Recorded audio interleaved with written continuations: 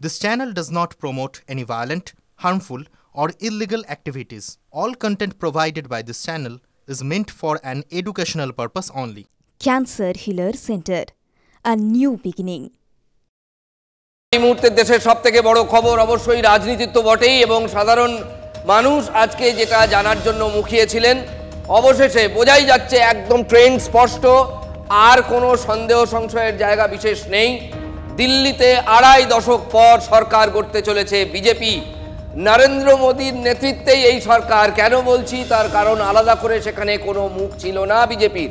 মুখ কেন্দ্রেরও মুখ নরেন্দ্র মোদী এবং রাজ্য দিল্লির মুখও কিন্তু নরেন্দ্র মোদী। লিমা, নিঃসন্দেহে রাজা, এটা তো এটা বারবার বলতে হয়, যেখানে দাঁড়িয়ে আপ নিজেদের এই স্বচ্ছ ইমেজকে সামনে রেখেই দিল্লির মানুষের মন জয় করেছিল, ঠিক যেখানে বিজেপির তরফ থেকে বঙ্গ বিজেপির নেতারা বিশেষ করে মনে করছেন যে এই স্বচ্ছ ধারণা তো দুর্নীতির কারণেই মানুষ দিল্লির মানুষ নিজেদের দিল থেকে আপকে একদম ঝাড়ু দিয়ে একদম মুছে সাফ করে দিয়েছে। হ্যাঁ, আমাদের সঙ্গে নিউজরুম থেকে রয়েছেন আমাদের সহকর্মী সতীর্থ সিনিয়র সাংবাদিক সৈকত বসু।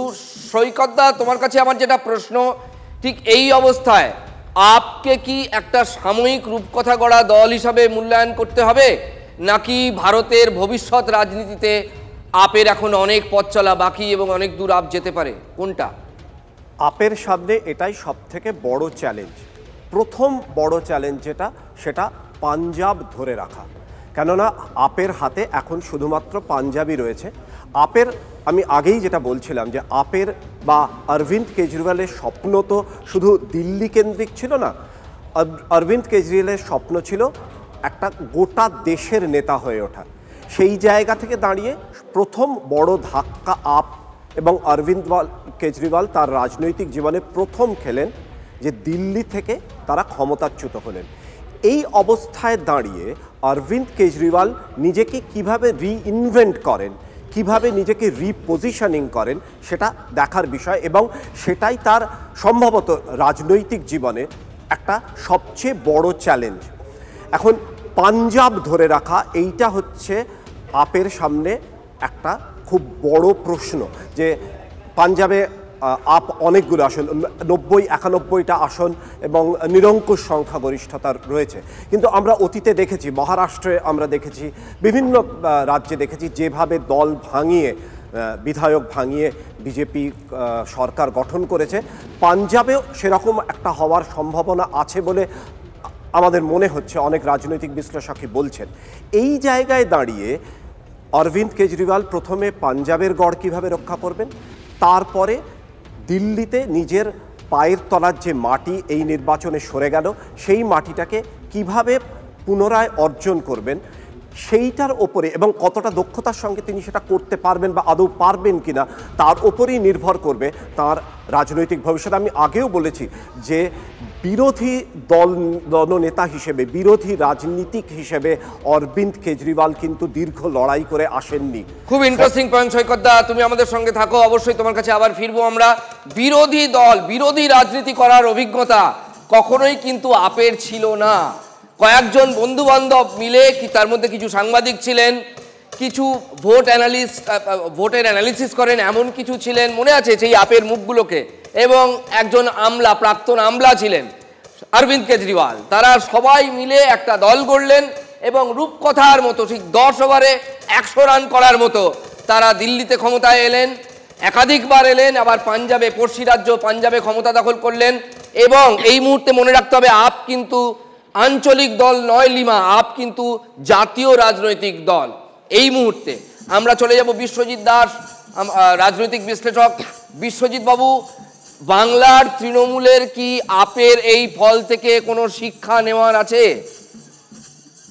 না, তবে মমতা বন্দ্যোপাধ্যায় আর কেজরিওয়াল এক নয়।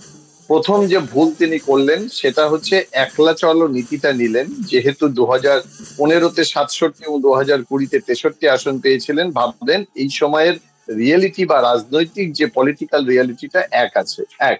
দ্বিতীয় কথা হচ্ছে যে পাঞ্জাবের কথা বলছিলেন সৈকতদা, কিন্তু যে কথা আপনি বললেন এটা হচ্ছে এখন ভুল শুধরে নেওয়া এবং কেজরিওয়ালের কাছে চ্যালেঞ্জ যে শাসক হিসাবে সে যা যা করতে পারে, বিরোধী হিসাবে তার দায়িত্বটা অনেক বেশি এবং প্রধান বিরোধী দল দিল্লিতে, এবং তাকে এই যে মানুষজনের কাছে স্বপ্ন দেখিয়েছিলেন সেই স্বপ্ন তো বাস্তবায়িত করতে পারেননি। কিভাবে বাস্তবায়িত করতে পারবেন? যে কারণে আজকে ওখলা, পানিপথ এই আসনগুলোর যে ভোটার, সেই ভোটারদের বিশ্বজিৎ বাবু আপনাকে থামাচ্ছি। এই মুহূর্তের সব থেকে বড় খবর, দিল্লির প্রাক্তন মুখ্যমন্ত্রী আপ প্রধান অরবিন্দ কেজরিওয়াল পরাজিত, ধরাশায়ী হয়ে গেলেন দিল্লির নির্বাচনে অরবিন্দ কেজরিওয়াল। এই মুহূর্তে দেশের সব থেকে বড় খবর, যে পরাজয়ের স্বাদ রাজনীতিতে কখনো দেখেননি অরবিন্দ কেজরিওয়াল। জীবনে প্রথম রাজনীতিতে ব্যক্তিগত পরাজয়ের স্বাদ পেতে হলো অরবিন্দ কেজরিওয়ালকে। দলও হারছে, তিনিও হারলেন। এর আগে দিল্লির প্রাক্তন উপমুখ্যমন্ত্রী, একসময় অরবিন্দ কেজরিওয়ালের ডান হাত মনীষ সিসোদিয়া পরাজিত হয়েছেন জানপুরা কেন্দ্র থেকে। নয়া দিল্লি কেন্দ্রে পরাজিত হলেন Aurobindo Kejriwal. Breaking news, TV9 বাংলার সবার আগে জানাচ্ছে আপনাদের, অরবিন্দ কেজরিওয়াল পরাজিত, হেরে গেলেন অরবিন্দ কেজরিওয়াল। রূপকথার রাজনীতিতে রূপকথার কাহিনীর নায়ক অরবিন্দ কেজরিওয়াল পরাজিত নয়া দিল্লি থেকে।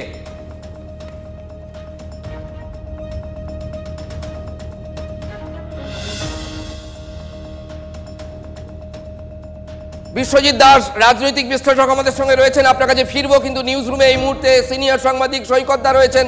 সৈকত দা, এর থেকে বড় খবর ভারতীয় রাজনীতিতে সাম্প্রতিক সময়ে কেউ কখনো শুনেছে বলে তো মনে হয় না। অরবিন্দ কেজরিওয়াল, দল হারছে, তিনি নিজেও হেরে গেলেন।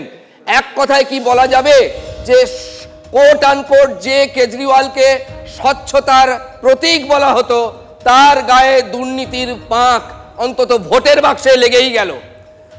হ্যাঁ, অরবিন্দ কেজরিওয়াল একটা স্বপ্নের সপ্তম স্বর্গ থেকে বাস্তবের মাটিতে আছড়ে পড়লেন, এ বিষয়ে কোনো সন্দেহ নেই।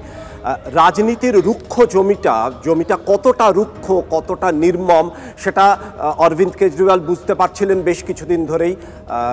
আবগারি নীতি নিয়ে এবং তাকে ঘিরে যে দুর্নীতির অভিযোগ, সেই কারণে তাকে জেল খাটতে হয়েছে।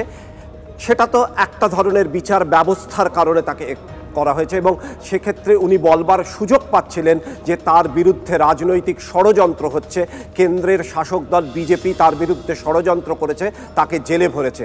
কিন্তু এবার জনতার দরবারে তার বিরুদ্ধে যে রায় গেল, সেটার সম্পর্কে কোনো রাজনীতিকেরই কিছু বলার থাকে না। জনতা জনার্দন হয় আপনাকে গ্রহণ করেছে, নয় আপনাকে বর্জন করেছে। আজ 10 বছর পরে, কিন্তু আরেকটু বাড়িয়ে বললে 12 বছর পরে, এই 2013 সালের পর থেকে এই 2025 সালে এসে এই প্রথম জনতা জনার্দন অরবিন্দ কেজরিওয়ালকে বর্জন করলেন। শুধু অরবিন্দ কেজরিওয়ালকে বর্জন করলেন না, বর্জন করলেন তার দল আম আদমি পার্টিকেও। ফলে আম আদমি পার্টি, যে কথা তুমি বারবার বলছিলে, আমরাও বারবার করে বলছি, যে একটা রূপকথার উত্থান, একটা বিকল্প বাস্তবের স্বপ্ন দেখানো দল, যেটাকে অবশ্য রাজনৈতিক দল বলতে অনেক নেতারাই অস্বীকার করেন। এটা কাইন্ড অফ এনজিও, যারা এক ঝোলাওয়ালা রাজনীতিক বলতে যাদের বোঝায়, তাদের নিয়ে একটা পাড়ার ক্লাবের মতো সংগঠন। কিন্তু তারা জনগণকে একটা স্বপ্ন দেখিয়েছিল, একটা আশ্বাস দিয়েছিল, একটা বিকল্প সুশাসনের কথা বলেছিল, কিছু কিছু ক্ষেত্রে হয়তো করতেও চেয়েছিল। কিন্তু শেষ পর্যন্ত জনতার দরবারে রায়টা এটাই যে অরবিন্দ কেজরিওয়াল তার রাজনীতি অন্তত আজ এই 2025 সালের ফেব্রুয়ারি মাসে জনতার দরবারে গৃহীত হলো না। অরবিন্দ কেজরিওয়াল নিজে পরাজিত হলেন। বেশ, সৈকত দা, তুমি আমাদের সঙ্গে থাকো। এই মুহূর্তে দেশের রাজনীতিতে সব থেকে বড় খবর, দিল্লি তো হাতছাড়া হচ্ছেই আপের, সেই সঙ্গে আপের দুই প্রধান মুখ, সব থেকে বড় মুখ অরবিন্দ কেজরিওয়াল নয়াদিল্লি কেন্দ্রে পরাজিত হলেন, যাকেও তিহারবাসী হতে হয়েছিল। আবগারি দুর্নীতিতে অরবিন্দ কেজরিওয়ালকে লোকসভা ভোটের আগে গ্রেফতার করেছিল কেন্দ্রীয় এজেন্সি। তারপর প্রচারের জন্য কিছুদিন তিনি প্যারোলে ছাড়া পেয়েছিলেন, মুক্তি পেয়েছিলেন, পরে আবার তাকে শ্রীঘরে ফিরে যেতে হয়, পরে তিনি জামিন পান। অরবিন্দ কেজরিওয়াল পরাজিত, এবং এক সময় তার ডান হাত মনীষ সিসোদিয়া, দিল্লির প্রাক্তন উপমুখ্যমন্ত্রী, তিনি আগেই হেরে বসে আছেন। অর্থাৎ বাঙালি যে দুটো মুখের খবর জানার জন্য TV9 বাংলায় সকাল থেকে বসেছিল, সেই দুটো বড় খবর সর্বাগ্রে আমরা ব্রেক করলাম। অরবিন্দ কেজরিওয়াল পরাজিত, মনীষ সিসোদিয়া পরাজিত, একজন নয়াদিল্লি কেন্দ্র থেকে, একজন জংপুরা কেন্দ্র থেকে। এখনো ঝুলে রয়েছে আতিশির ভাগ্য। আতিশি কালকাজি কেন্দ্র থেকে লড়ছেন আতিশি, দিল্লির বর্তমান মুখ্যমন্ত্রী। দেখা যাক তার ফলাফল কি হয়। জোড়া ইন্দ্রপতন দিল্লিতে, জোড়া ইন্দ্রপতন আপে, আপের ভবিষ্যৎ নিয়ে প্রশ্ন উঠে গেল। বিকাশ রঞ্জন ভট্টাচার্য কি বলেছেন? সেটা গোটা দেশের পক্ষে একটা খুব সুখদায়ক ঘটনা নয়, যদিও মানুষ ভোট দিয়েছেন। বিজেপির এই উগ্র হিন্দুত্ববাদের বিরুদ্ধে লড়াই করতে গেলে যে কথা আমি ব্যক্তিগতভাবে বারে বারে বলি, আমাদের চূড়ান্ত আদর্শগত সংগ্রামটাকে টিকে রাখতে হবে। আপ বা মমতার মতো নরম হিন্দুত্ববাদের নাম করে বিজেপিকে ঠেকানো যায় না। আর দিল্লিতে আপ ক্ষমতা এসেছিলেন মূলত তাদের উত্থানের কারণ ছিল এটা দুর্নীতি বিরোধী আন্দোলন, কিন্তু ক্ষমতা আসার পর তাদের বিরুদ্ধে সেটাকেই বিজেপি পাল্টা প্রয়োগ করলো দুর্নীতির সঙ্গে যুক্ত বলে, এবং প্রচার মাধ্যমের প্রভাবে সেটা মানুষ বিশ্বাস করেছেন, তাই আজকে পরিণতি হয়েছে। আরেকটা গুরুত্বপূর্ণ কারণ, এই সমস্ত ছোটোখাটো দলগুলো বোঝা উচিত যে ভারতবর্ষের বুকে এই মুহূর্তে ধর্মনিরপেক্ষতার পক্ষে দৃঢ় অবস্থান নিচ্ছে কংগ্রেস এবং বামেরা। তাদের উপেক্ষা করে নিজেদের মধ্যে ছোটোখাটো দল নিয়ে ভোট বাঁধাবার যে ভোটের আগে চেষ্টা হয়েছিল, তারও একটা অব্যর্থ পরিণতি পড়ে মানুষের কাছে। তারা বিজেপি এটা প্রমাণ করতে সক্ষম হয়েছে আপাতভাবে হলেও যে আপও দুর্নীতিগ্রস্ত দল। সিসোদিয়া এতদিন জেলে ছিলেন, তারপর ওই কেজরিওয়ালকে জেলে রাখা হলো। প্রাথমিক অবস্থায় আদালত তাদের পক্ষে খুব একটা আদেশ দেননি, বরং প্রাথমিক প্রমাণ পাওয়া গেছে বলে মন্তব্য করেছেন। এই সমস্ত ঘটনা নিবিড়ভাবে প্রচার করেছে বিজেপি, তার একটা প্রতিক্রিয়া তো আছেই। 2011 সালের পর থেকে, ওই 11, 12, 13 ওই পর্ব থেকে ভারতকে বিকল্প রাজনীতির স্বপ্ন দেখানো অরবিন্দ কেজরিওয়াল অ্যান্ড টিম ধরাশায়ী। অরবিন্দ কেজরিওয়াল হেরে গেলেন, তিনি ক্ষমতা হারিয়ে ফেলছেন। এই মুহূর্তে ভারতীয় রাজনীতিতে এর থেকে বড় খবর নেই। আপনারা দেখতে পাচ্ছেন গ্রাফিক্সে, TV9 বাংলা স্ক্রিনের দিকে তাকান। অরবিন্দ কেজরিওয়াল হেরে গেলেন নয়াদিল্লি কেন্দ্র থেকে। এইখানে বিজেপি জিতে গেল। এখানে কংগ্রেসও প্রার্থী দিয়েছিল, শীলা দীক্ষিতের ছেলেকে এখানে প্রার্থী করেছিল কংগ্রেস। ভোট কাটাকাটি হয়েছে, হেরে গেলেন অরবিন্দ কেজরিওয়াল। তার আগে মনীষ সিসোদিয়া জংপুরা কেন্দ্র থেকে হেরে গেছেন দিল্লির প্রাক্তন উপমুখ্যমন্ত্রী।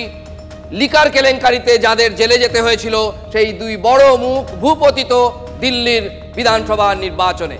লিমা, আর একবার নাম্বারটা বলে দেওয়ার আজ প্রয়োজন রয়েছে। 47টি আসনে এই মুহূর্তে বিজেপি এগিয়ে রয়েছে, 23টিতে আম আদমি পার্টি। আর আলাদা করে সত্যি বলার কিছু প্রয়োজন নেই, কংগ্রেস খাতা খুলতে এখনো পর্যন্ত পারেননি। অবশ্যই দিল্লিতে তো আমাদের নজর রয়েছে।